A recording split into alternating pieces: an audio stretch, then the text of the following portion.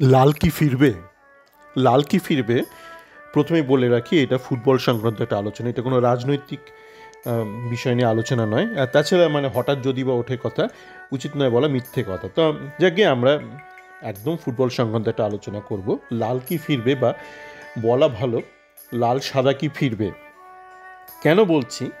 তার কারণ গত কয়েকদিন ধরে কিছু ঘটনা ঘটছে, যার পরিপ্রেক্ষিতে একটা সম্ভাবনা দেখা দিচ্ছে যে লাল সাদা কি ফিরবে, মানে ফেরার কি একটা সম্ভাবনা আছে। তো গতকাল আমার পরিচিত এক ইস্টবেঙ্গল ফ্যান আমার চ্যাট ফোরামে, আমার যে চ্যাট ফোরামে একটা রয়েছে 7 বছর ধরে, তো সেখানে ও আমাকে বলল যে দাদা, এই সঞ্জয় সেনের একটা ইন্টারভিউ দেখেছো, এখানে সঞ্জয় সেনের অনেক মন্তব্য করেছে, তো সে সম্পর্কে তোমার ধারণাটা কি? তো তখন অনেক রাত, যেখানে আমি রয়েছি সেখানে অনেক রাত। তো আমি ইন্টারভিউটা দেখলাম, বেশ লম্বা একটা ইন্টারভিউ, প্রায় 1 ঘন্টার ওপর লম্বা। তো আমি 5 মিনিটে ইন্টারভিউটা স্ক্যান করলাম। স্ক্যান মানে আমার একটা টেকনিক আছে, যে কোনো বড়ো আর্টিকেল বা যে কোনো বড়ো অডিও বা ভিডিও আমি খুব তাড়াতাড়ি স্ক্যান করতে পারি, মানে কি কি কন্টেন্ট আছে। তো স্ক্যানটা করার পরই মনে হলো যে এটা ঠিক কী ছিল ইন্টারভিউটা। ইন্টারভিউটা মানে যিনি অ্যাঙ্কার, উনি কিন্তু মানে সাধারণত স্পোর্টস নিয়ে খুব একটা কন্টেন্ট তৈরি করেন না। উনি বিভিন্ন বিষয় নিয়ে কন্টেন্ট তৈরি করেন, রাজনৈতিক বিষয়, সামাজিক বিষয়। তো হঠাৎ করে এমন একজন ব্যক্তি, যিনি স্পোর্টস সংক্রান্ত কাজকর্ম করেন না, তিনি 1 ঘন্টার ওপর একটা ইন্টারভিউ নিলেন, সঞ্জয় সেনের নিলেন। এবং সেই ইন্টারভিউর যে কন্টেন্ট, সেগুলো খুব বস্তা পচা কন্টেন্ট। বস্তা পচা কন্টেন্ট কেন বলছি? কেননা সঞ্জয় সেন এই কথাগুলো না বারবার বারবার বারবার বলে গেছে। এমন নয় যে মানে দুর্দান্ত কথাবার্তা, খুবই সাদামাটা কথাবার্তা, কিন্তু সেগুলো এতবার বলেছে না যে মানে পচে গেছে, এগুলো ফার্মেন্টেড হয়ে গেছে। তাহলে কেন এই কন্টেন্টটা উনি তৈরি করলেন? কেন? মজার বিষয় হলো, যিনি অ্যাঙ্কার তিনি দেখলাম লাল সাদা সেই এটিকে এফসি জার্সি পরে পুরো ইন্টারভিউটা নিলেন, পুরো 1 ঘন্টার ওপর হ্যাজালেন, ইন্টারভিউটা নিলেন। এবং এর থেকে কী প্রমাণিত? এর থেকে কী প্রমাণিত নিয়ে আলোচনা করার পূর্বে আরও কিছু বিষয় নিয়ে আমরা আলোচনা করি, কিভাবে মিডিয়াকে ব্যবহার করা হয় অ্যাডভার্টাইজমেন্টের জন্য। এই মুহূর্তে আমি দেখলাম, গতকালই দেখলাম, নেটফ্লিক্সে একটা সিনেমা রয়েছে, যে সিনেমাটাকে খুব সম্ভবত অ্যাপেল স্পন্সর করেছে, মানে অ্যাপেলের একটা স্টোরে একটা ঘটনা ঘটেছে, এবং সেখানে অ্যাপেলের বিভিন্ন প্রোডাক্টে প্রমোট করা হলো, অ্যাপেলের আইওয়াচেরও প্রমোট করা হলো। আইওয়াচ দিয়ে নাকি জানা যাবে কারো হার্ট অ্যাটাক হচ্ছে কি হচ্ছে না, মানে ঘটনাটাকে এমনভাবে বানানো হয়েছে যে এটা সুন্দরভাবে একটা একটা স্পন্সার্ড একটা একটা সিনেমা তৈরি হয়ে গেলো। একটা প্রোডাক্ট আমাদের যেমন বাংলার এরা করে না, খুব মানে বাজেভাবে করে, মানে সৃজিতটা যখন করে, ধরুন কোনো সোনার দোকান কোনো দিচ্ছে, হঠাৎ করে একটা সোনার দোকান বা একটা একটা সর্ষের তেল নিয়ে চলে এলো, মানে সিনেমার সাথে বা এই ঘটনা প্রবাহের সাথে কোনো যোগাযোগ নেই, হঠাৎ করে ঢুকিয়ে দেয়।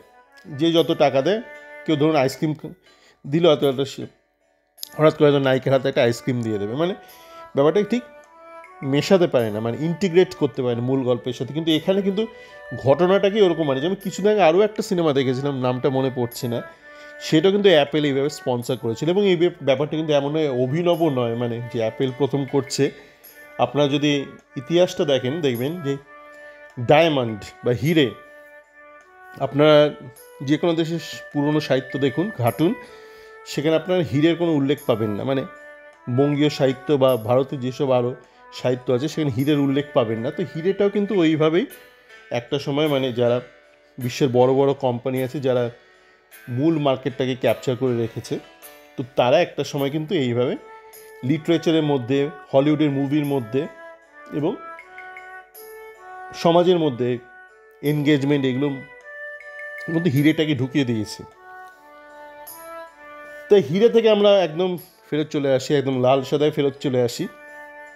আপনারা যদি খেয়াল করেন, দেখবেন যে কয়েকদিন আগে যে বার পুজো হলো, ময়দান ইস্টবেঙ্গল হলো এবং সংলগ্ন মোহনবাগান মাঠে হলো এবং আরও অন্যান্য মাঠেও হলো, ময়দানে। তো সেদিন কিন্তু রাত্রিবেলা স্পট অন নিউজ থেকে একটা প্রতিবেদন করেছিল যে বাঁশদ্রোণীতে মোহনবাগান সুপার জায়েন্টের যে জুনিয়র টিম আছে মানে আন্ডার 13-15, তারাও কিন্তু একটা বার পুজো করেছে ওখানে। তো যিনি অ্যাঙ্কার ওই জয়বাবু, উনি বলছিলেন যে মোহনবাগান সুপার জায়েন্ট কিন্তু এই জুনিয়র ছেলেদেরকে পাঠালো না ময়দানে, কেননা ময়দানে একটা মোহনবাগান এসির এবং ওইটা হচ্ছে মোহনবাগান সুপার জায়েন্টের। এই একটা ঘটনা ঘটলো, আপনারা দেখলেন। বার পুজোর দিনে আরও একটা ঘটনা ঘটেছিল। সৌরভ গাঙ্গুলি ইস্টবেঙ্গল এরিয়ান মাঠে গিয়েছিল, তো ওখানেও সৌরভ গাঙ্গুলি হঠাৎ বলে দিল, আমরা তো দারুণ টিম, আমরা আইএসএল প্রথম সিজন থেকেই ট্রফি জিতছি। এই কথাটা সৌরভ গাঙ্গুলি কিন্তু বললো। সৌরভ গাঙ্গুলি কিন্তু খুব ধুরন্ধর, মানে চৌখস ব্যক্তি, মানে খুব ইন্টেলিজেন্ট, স্মার্ট, খুব মানে ডিপ্লোম্যাটিক এসব ব্যাপারে। তো সৌরভ কিন্তু না জেনে শুনে কিছু বলে না, জেনে শুনেই বলে। এরকম স্টাইল আমাদের মুখ্যমন্ত্রীর মধ্যেও আছে। উনি অনেক সময় অনেক কিছু বলে দেন, লোকে ভাবে কি মানে স্লিপ অফ টাং বলে দিল, কিন্তু এগুলো কিন্তু কনসিয়াসলি উনি বলেন। যেমন কিছুদিন আগে আমি দেখছিলাম, মানে উনি একটা পশ্চিমবঙ্গের সীমান্ত অঞ্চল মানে বর্ডার নেশনের মধ্যে শ্রীলঙ্কাকে ঢুকিয়ে দিচ্ছে। তো আমি দেখলাম তারপরেই মানে অনেকেই সেটা ট্রোল করছে, কিন্তু আমি খেয়াল করেছিলাম মুখ্যমন্ত্রী বেশ কিছু ইন্টারভিউতে উনি কিন্তু এই একই জিনিসটা করেন। কিন্তু আপনারা যদি খেয়াল করে দেখেন, মুখ্যমন্ত্রী যেই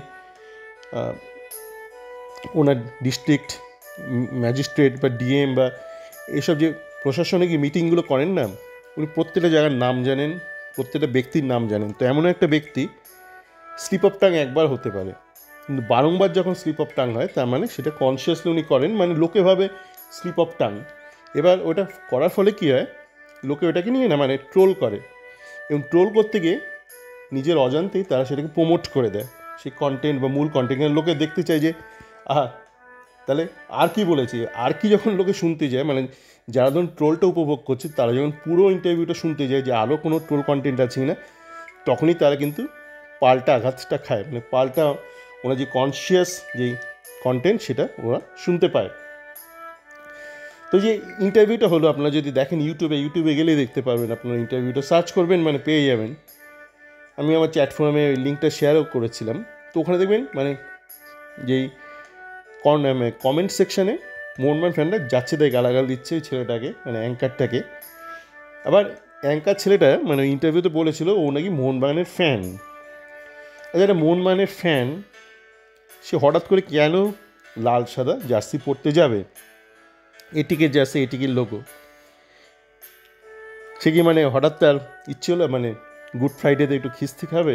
আপাতত ইন্টারভিউটা গুড ফ্রাইডেতে বেরিয়েছিল বা তার আগের দিন বেরিয়েছিল। 1 ঘন্টা ধরে একটা ইন্টারভিউতে মানে বস্তা বচা কন্টেন্ট। তো এইটা মনে হচ্ছে ওরকম, মানে মুখ্যমন্ত্রী যেমন শ্রীলঙ্কাকে ঢুকিয়ে দেন, তো সেরকমই যারা এটিকের সাথে যারা যুক্ত তাদের হয়তো এই মুহূর্তে প্রয়োজন বোধ হয়েছে যে এটিকে ব্র্যান্ডটাকে আবার পুনরুদ্ধার করা বা রিভাইভ করা। হতেই পারে বিভিন্ন এতে রাজনৈতিক সমীকরণ তো অবশ্যই আছে। আমরা জানি যে এই সুপার জায়েন্ট যে যারা কর্ণধার বা যারা এটিকের কর্ণধার, তারা একটা বিশেষ একটা রাজনৈতিক দলের ঘেঁষা, মানে অত্যাধিক ঘেঁষা। তো সেখানে একটা সমস্যা অবশ্যই আছে। তো দেখা যাক, কিন্তু মনে হচ্ছে একটা সমূহ সম্ভাবনা আছে, মানে লাল সাদা মানে আবার বলছি এটা কোনো রাজনৈতিক মানে বক্তব্য নয়, লাল সাদার ফেরত আসা কিন্তু একটা সমূহ সম্ভাবনা আছে। তো দেখা যাক কী হয় আগামী দিনে, ব্যাপারটা খুব ইন্টারেস্টিং। আর আমরা যেহেতু ইস্টবেঙ্গল সমর্থক, আমাদের কাছে কিছুই এসে না, হলে ভালো, না মানে লাল সাদা না ফিরলে ঠিক আছে, ফিরলে তো জমে যাবে, খেলা জমে যাবে। তো আমরা পপকর্ন খাই, মজা দেখি একটুখানি। সবাই ভালো থাকবেন।